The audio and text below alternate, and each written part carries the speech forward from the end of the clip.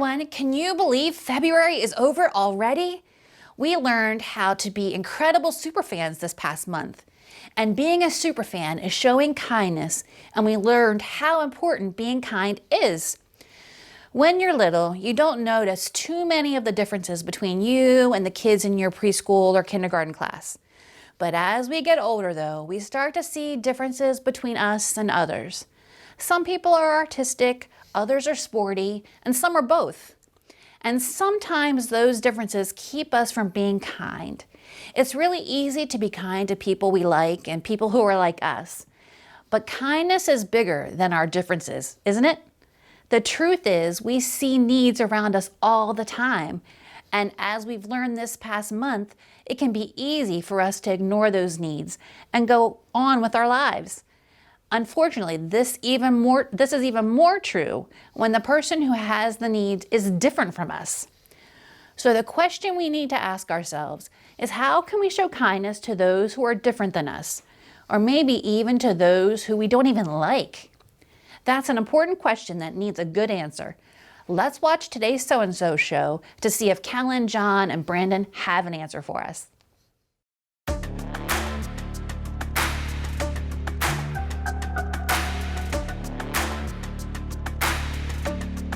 Just the facts of you and me. We don't see anything identically. Oh, it's the truth.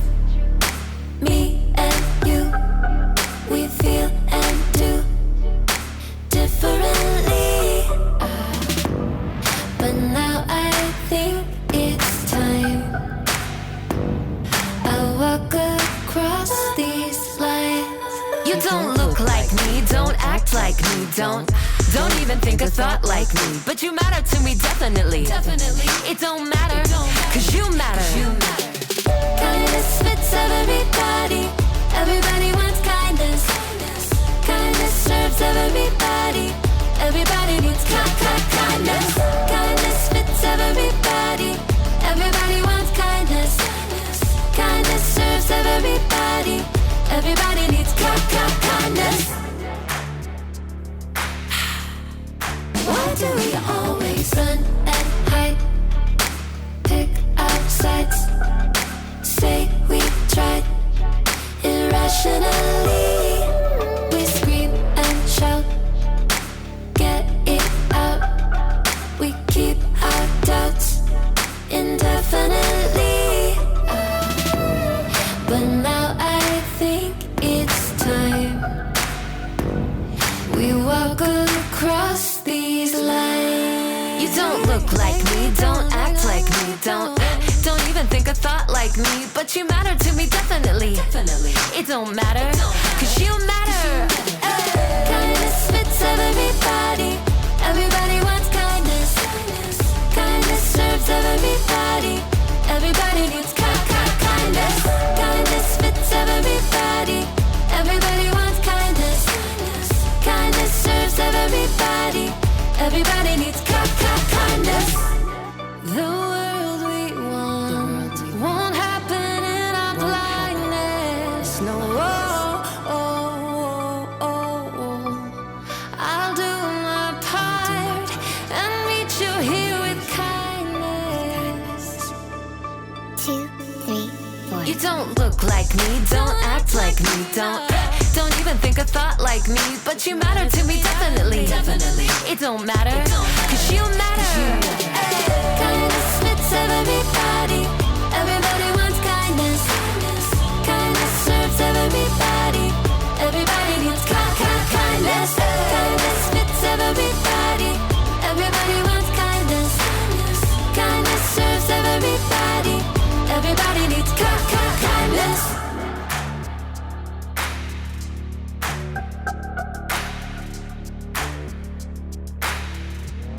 Boom, boom, boom, boom.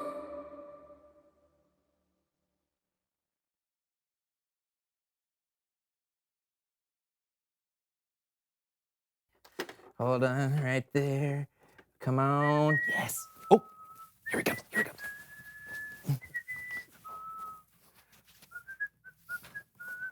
Oh!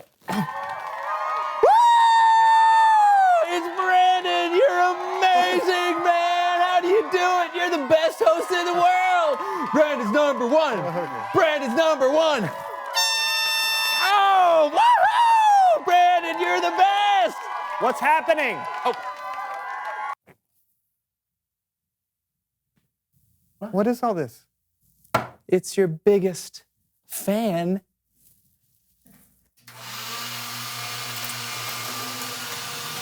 Well, that's not supposed. No! No! Turn it off! Brandon, turn it off!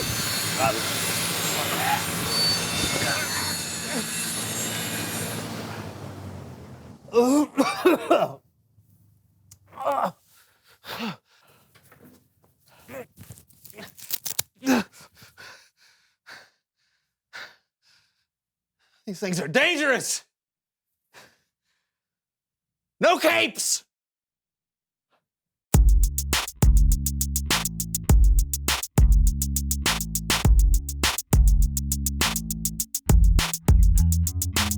Hello, everyone. I'm Brandon. And I'm John. It's me. Welcome to the So-and-So Show. Yes, welcome, welcome, welcome. John, do you want to tell everybody why you're so excited? Can I? Oh, please. That's why we're here. Okay, well, as you can see, I'm dressed as my favorite comic book character, Radiation Rabbit. And why, pray tell, do you love Radiation Rabbit? What's not to love? It's an incredible origin story. Okay, nuclear physicist Dr. Jack Velveteen sacrifices himself by shutting off a nuclear reactor manually and finds himself exposed to excessive amounts of radiation along with a stray bunny that has wandered into the reactor room with him. Sounds plausible. I know! So everyone assumes he's dead, but then he emerges and seems to be normal except for an insatiable appetite for carrots and justice. Oh, the radiation made him part bunny. Yes, you've read it? No one knows. Lucky guess. Wow. Ha! So Radiation Rabbit has the power to leap incredibly high. He can hear conversations through walls. He has the power to light up entire cities by biting into the power grid. His list goes on and on and And on. why are we talking about Radiation Rabbit today? Well, you're about to find out. Please welcome someone who knows stuff.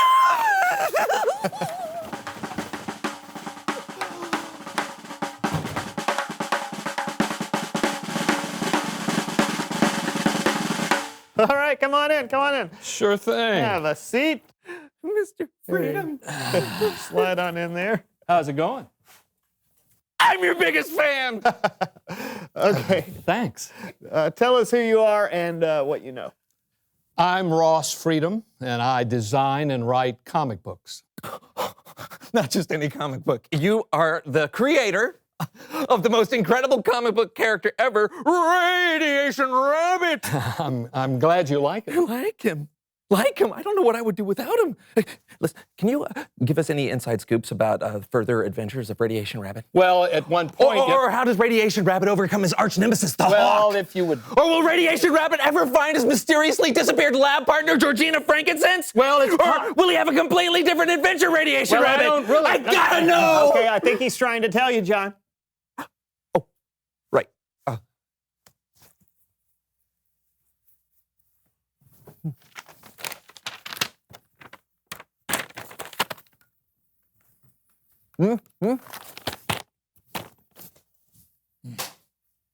I think you're going to be really excited about this. Radiation Rabbit is going to, once and for all, become Robot Rabbit. Dr. Jack Velveteen finds a cure for his radiation and chooses to retire from crime fighting in an assisted living community for former superheroes in Sarasota.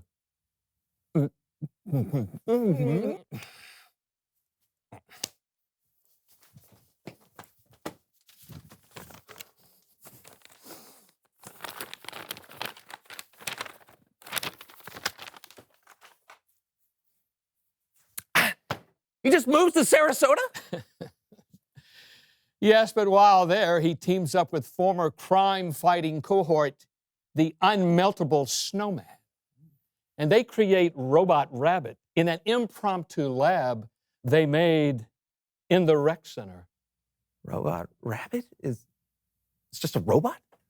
Well, he's not just a robot. He's a rabbit robot. So no more Radiation Rabbit? Nope. But I really think you'll love Robot Rabbit. I've read Radiation Rabbit my whole life. How could you do this?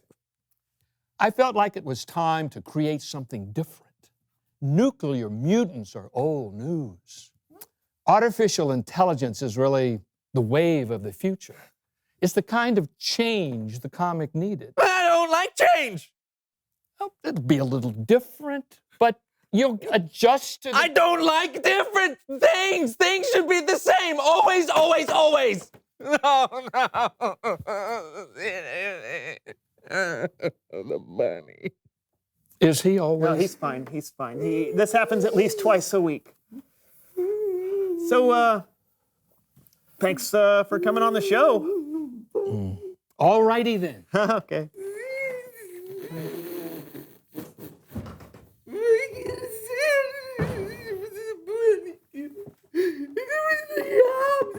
It's Bible story time with Kellen.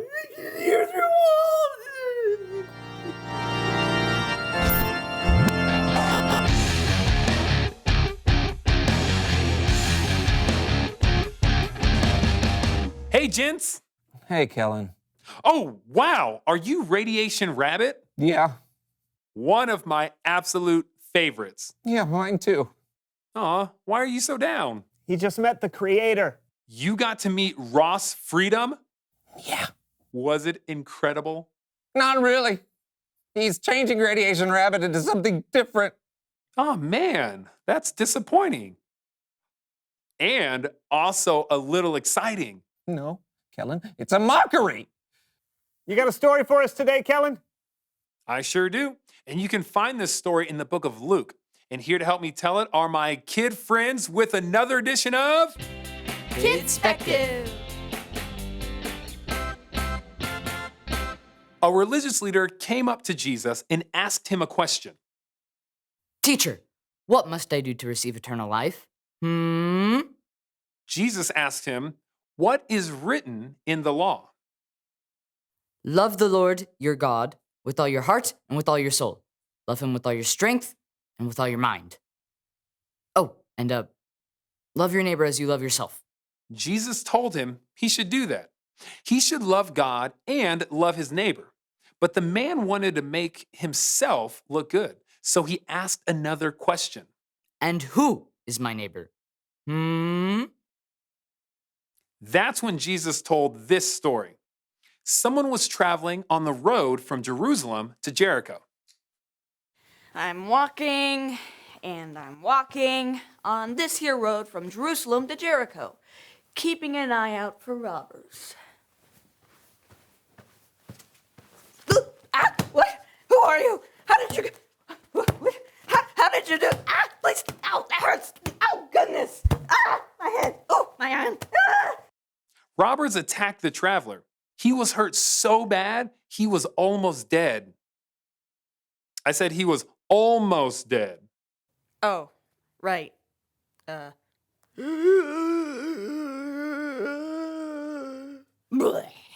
Better. Thanks. As he lay there, almost dead, a priest happened to be walking down the road. Walking.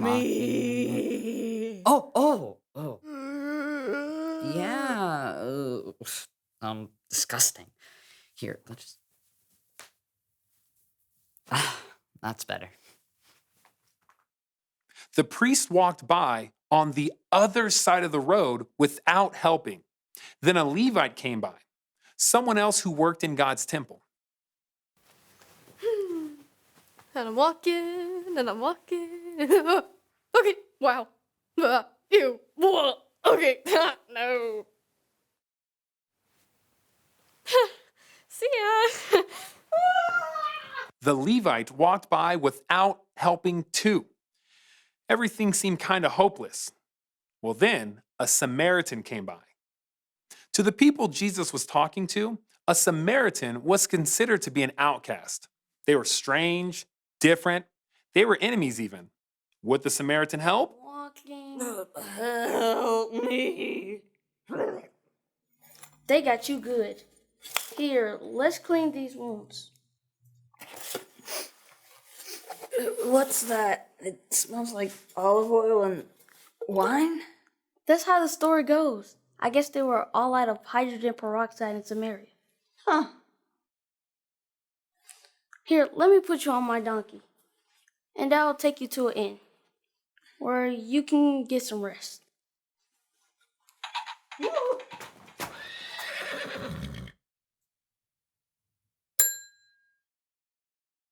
Can I help you? Yes, my friend here has been badly injured. I need to go for the day. Here's 1 silver coin. Another 1 silver coin to make 2. Take care of him.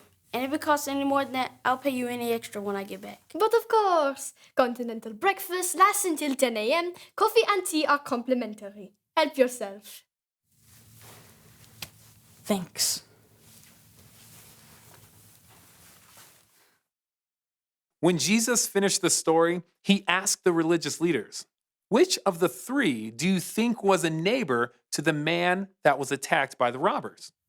The one who felt sorry for him? And Jesus told them, "Go and do as he did." The end. Wow. Amazing job, kids. Thanks. Anytime. Sure thing. My No problem. pleasure. All right. I'll see you guys later. Bye-bye. Farewell. Great story.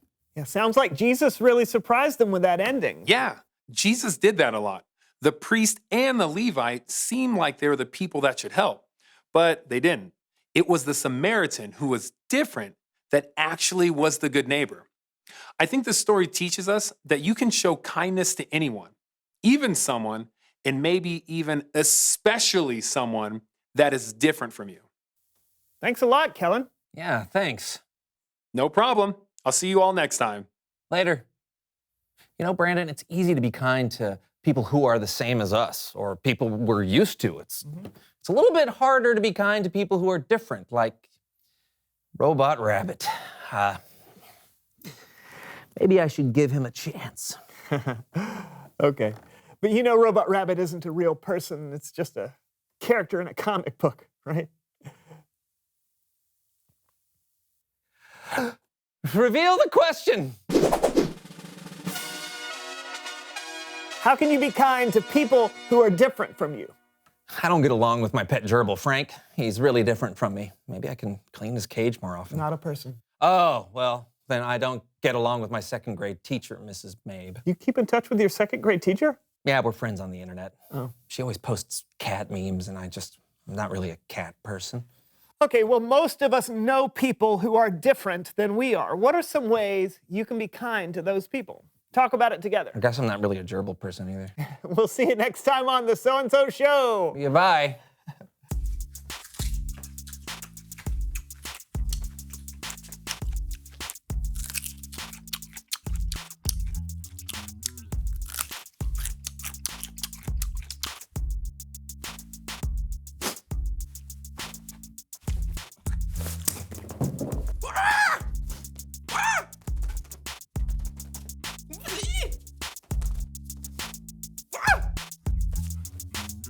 Super carrot!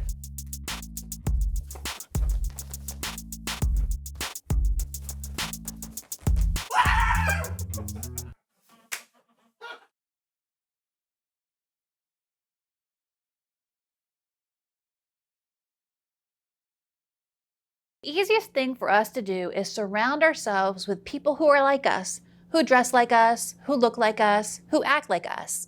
And when we do this, it sure makes it easy to love our neighbors. Why? Because it's almost like loving ourselves. But with this parable, Jesus pushed the boundary lines out. In fact, he got rid of the lines altogether. Your neighbor is not defined by geography or school district. It's not just your friend, your group, or your sports team. Your neighbor becomes anyone. That's anyone whom you cross paths with in life, no matter how different they might be. And what makes a neighbor is how you respond to them. Think about this question. How can you be kind to people who are different from you? That's an important question. When we see how Jesus defines neighbor, the options are endless. Everyone is someone who God loves. How can we show them God's love without our kindness? I have a feeling you'll come up with all sorts of incredible ways to show kindness to people in your life. I'll see you all next week.